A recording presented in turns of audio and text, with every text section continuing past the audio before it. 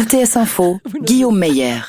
Des navires militaires britanniques se tiennent prêts à protéger les zones de pêche du Royaume-Uni en cas d'échec des négociations avec l'Union européenne. Londres a confirmé hier ses préparatifs. Il a aussi fait savoir qu'il jugeait toujours les conditions de Bruxelles inacceptables. Les discussions se poursuivent cette nuit entre les deux parties. Elles se sont données jusqu'à ce dimanche pour s'entendre ou pas sur la future relation bilatérale entre le Royaume-Uni et l'Union européenne. Si aucun accord n'est trouvé, les échanges commerciaux de part et d'autre de la Manche seront en principe soumis à des tarifs et à des quotas à partir du 1er janvier. Le secrétaire général de l'ONU, Antonio Guterres, exhorte les dirigeants mondiaux à décréter l'urgence climatique dans leur pays.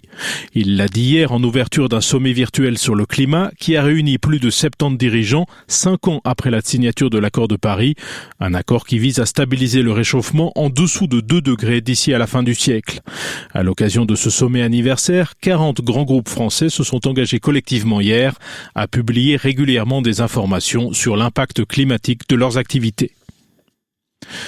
Dans le canton des Grisons, les tests de masse livrent leurs premiers résultats. Sur les plus de 11 000 personnes testées à ce stade, on relève environ 1% de cas positifs. C'est ce qu'ont communiqué les autorités locales hier soir. Elles informeront sur le résultat global ce lundi.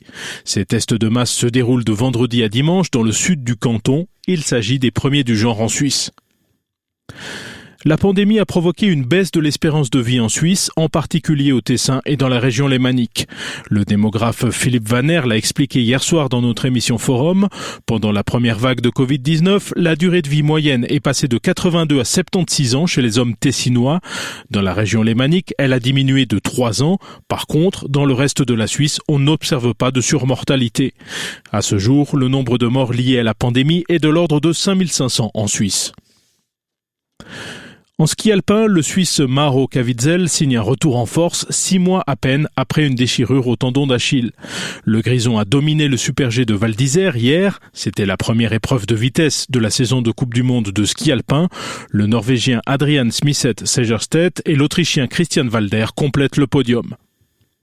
En boxe, Anthony Joshua reste champion du monde poids lourd. Le Britannique a battu le Bulgare Kubratpulev hier soir à Londres par KO à la 9e reprise.